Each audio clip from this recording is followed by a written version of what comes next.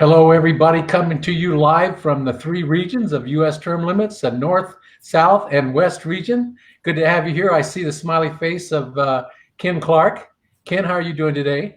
I'm doing pretty well. I'm back home from Baton Rouge, and so it's good to be home, but there's a lot going on out there, and so we got a lot to talk about. Great. And behind the scenes, running production is our North Regional, Mr. Ken Quinn. So thanks for running things.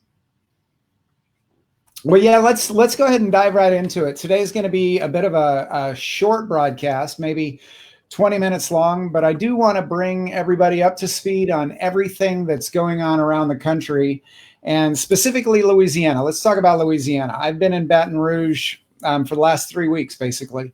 And we've been pushing our resolution through the regular session of the legislature, and we have not made it yet. We started off in the House of Representatives. We had a committee hearing in the Governmental Affairs Committee, and we won that with unanimous consent. No objections to our resolution whatsoever. And that ought to give you an idea of the strength of support we have for term limits on Congress nationwide.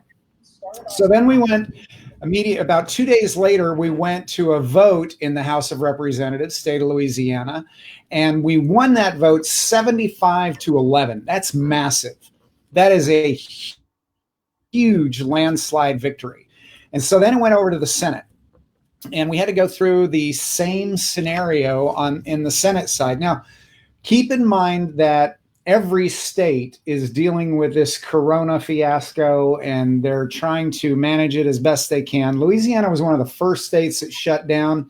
Therefore, it was one of the first that opened. But their constitution dictates that they have to be done on the 59th day after they open the session at 6 p.m. on the 59th day.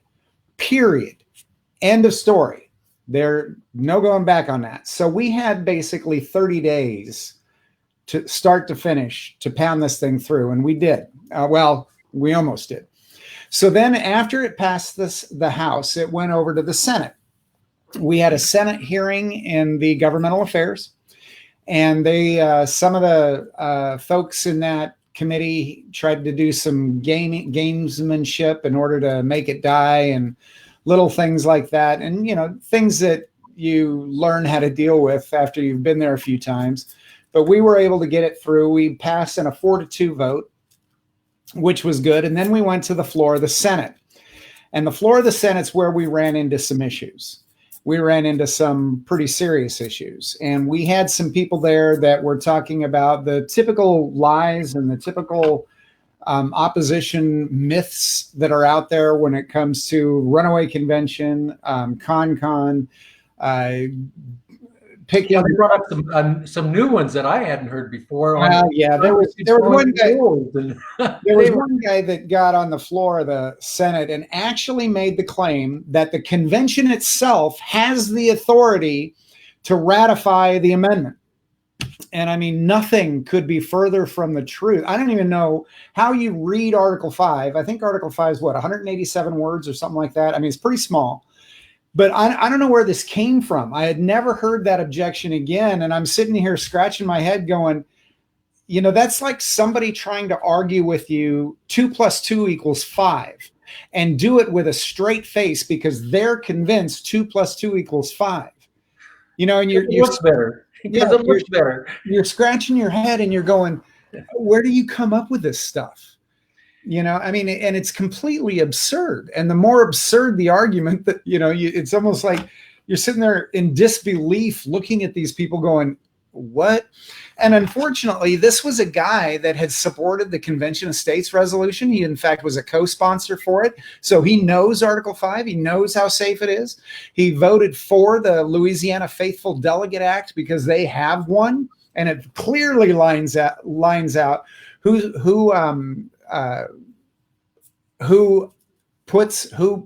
where the delegates come from, who nominates the delegates, who hires the delegates, who appoints the delegates.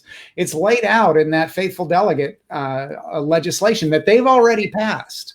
It lays out what their authority is and what it isn't, even more importantly. And so the idea that a delegate can go to this convention and do whatever they want is truly absurd. But this is the kind of stuff that they were throwing at us. And a couple of members of the Senate really, I guess I had not done a good enough job educating these folks. And so they got a little bit of weak-kneed, and we didn't pass.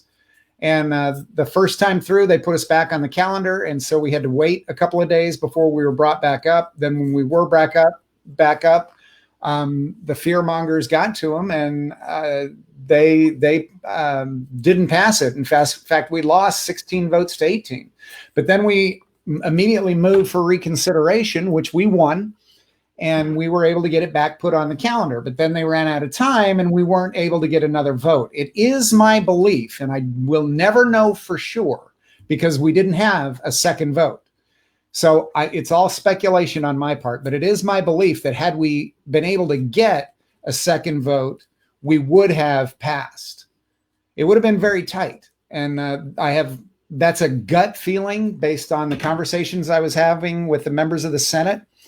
And so I'll never know for sure because it didn't happen. So, it's well, it did seem like a calamity of errors. One of the supporters was out of the building in the restroom or something. No. Let me make very clear. That supporter was not in the restroom. That supporter had a migraine and was paralyzed on the right half of his body.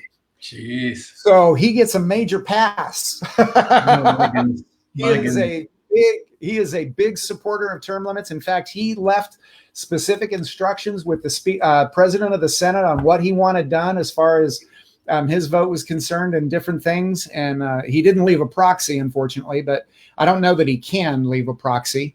It might not be acceptable in Louisiana. I'll have to look into that. But he was hoping that they would not vote on it while he was out because that guy was in big trouble. And I talked to him at length the next day, and he still looked like he was hurting pretty bad. Wow. So yeah, and but we lost a couple of votes that we thought we had in the bag, and it was simply because of the fear mongering. So that's where we were in the state of Louisiana. Now let me tell you where we are in the state of Louisiana. I got home from Baton Rouge late Tuesday night, but Monday night, after we weren't brought up for a second vote, they have what's called sign die. That means at 6 o'clock, the session's over. Anything that hasn't been voted on or hasn't gotten through is dead, period. But then at about 6:30 Monday night, they convened for a quote unquote special session. That special session is for 30 days. The governor called a special session at the request of the president of the Senate and the speaker of the House because of all this corona nonsense, right? So they're right now in session. We have refiled our term limits resolution in the House. I have not gotten confirmation of the Senate yet, but I believe it has been filed in the House. So here we go again. We're brand new. We have a brand new 30-day session in the state of Louisiana, and we are alive and well. And we're going right back after it. And we're going right back to it. So for all intents and purposes, we are very much alive in Louisiana. And the next 30 days, both myself, Ron Hooper, Ken Quinn, Shanna Chambly, Aaron Duquette, lots of our team members are going to be going down to Louisiana and making sure that we have the votes. And so we're back after it. This hasn't died down a bit. We had about a 30-minute breather, and that was it. Well, that was amazing to me to watch the team and work like that, and really surround you and supporting there. I know you were spending ungodly hours there on the Capitol, and you had the whole team behind you, sending out call to actions and really alerting the subscribers, and it was fun to watch. Well, it was, Ron. You bring up a really good point. The USTL, U.S. Term Limits staff has got to be one of the best teams I've ever had the privilege of working with in my entire life. There wasn't a single person that wasn't offering any and all support that they could give me. And I mean, this was truly a team effort. Everybody has their little things that they're good at. Ken Quinn has the things he's good at. And frankly, the things he does, I could never even pretend to do. Same is true with you, Ron. Same is true with Aaron Duquette, Shanna, Les, Nick, you name it. Everybody was stepping up to the plate and helping. And if it weren't for that, we would have been dead a long time ago in Louisiana. But because we've got everybody helping, we've got volunteers helping. I got to do a big shout out to my friend Richard in Florida. He's doing a great job. But if not for that, we would be dead. But here we are alive, ready to roll, and we've got a brand new opportunity to pass this resolution in Louisiana. It is not over. I think we've got a better shot now than we did then, because we've done some things. We've taken some proactive things, and we've made sure that they understand who we are and what we're capable of. And so and our supporters have been reaching out to them and letting them know too. And that is such a big deal. You know, we really appreciate them doing that. That's right. This all started up on a weekend. I mean, it wasn't like in the middle of the week. Got hot and heavy over the weekend. Well, yeah. I mean, I was there late into the evening Friday night. I was there on Sunday. We were back in session on Sunday. And, Saturday, I basically had a day off, but I was in Baton Rouge, Louisiana, without my family, and my wife wasn't there or anything. So I was just kind of on my own, but whatever. We all do what we got to do in order to further the cause. So, well, at least they were in session. That's an unusual thing nowadays. It's yeah, pretty remarkable when you think about it. Yeah. So that's where we are. And so we still need all the help we can get in Louisiana. We still need all the support we can get in Louisiana. So what my ask is, if you live in Louisiana, call your senator, and call your state house rep and ask them to support our resolution. If they are a pledge signer, thank them. If they voted yes, thank them. And if they voted no, ask them to change their vote. And that's what we need right now. If you don't live in Louisiana, I would ask that you do not make that call, because I only want people that live in the state to make the call. And it can backfire if we have out-of-state people calling the members, because we have enough support inside the state. We don't need outside people who live outside that state to make that phone call. And so that's where we need the help. So there we are. There you have it. That's what's happening. Well, it's lots of this stuff going on. So we've got some primaries going on around, we're getting into that primary season. Some have been delayed and put off. We just finished up a primary in Idaho, and been watching close a few other states, which we'll report on. But I wanted to mention in Idaho that every one of our pledge signers, and we had a bunch of new pledge signers that signed our pledge, won their primaries.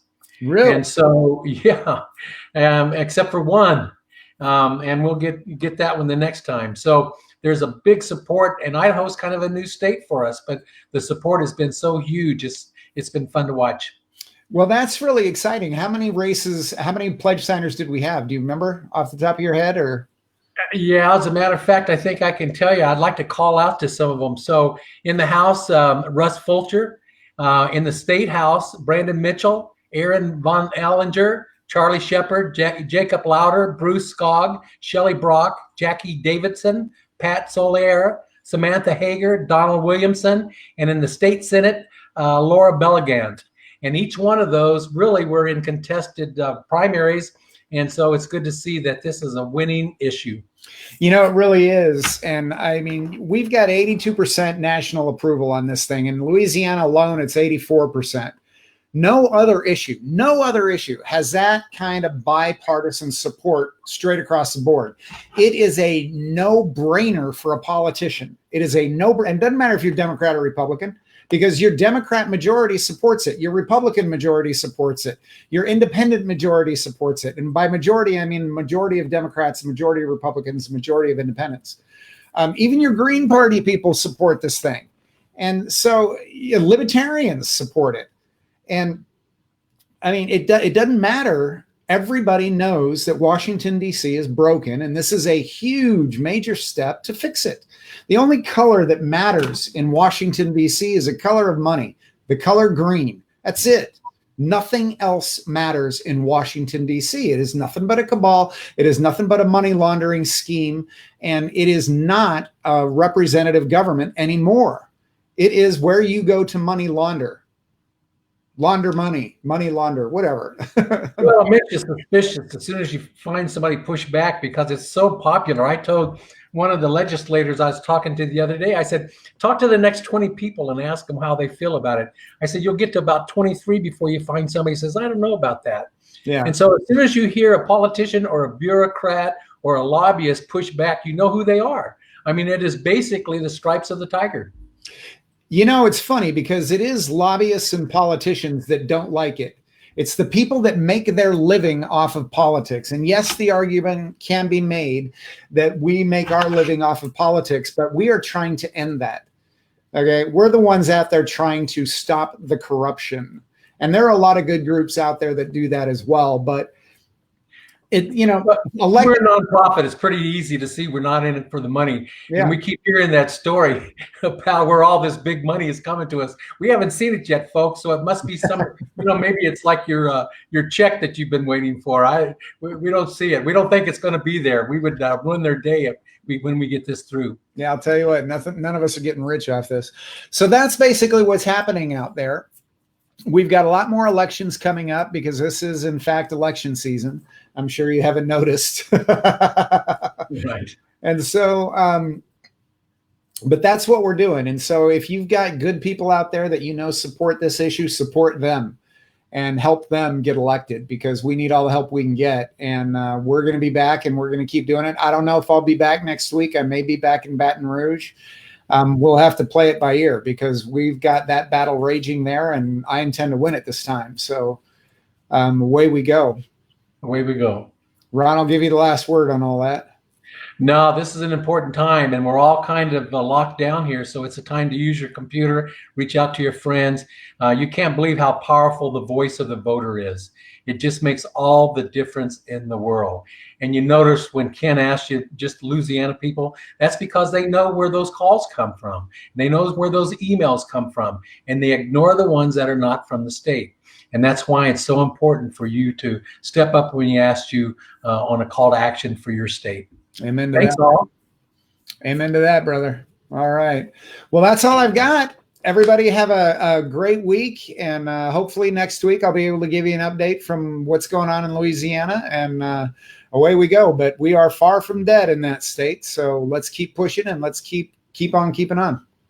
All right. And bye from Ken Quinn. He's behind the control panel back there. And so we appreciate him making this go so smoothly. Yep. Amen to that. All right. Everybody take care and God bless.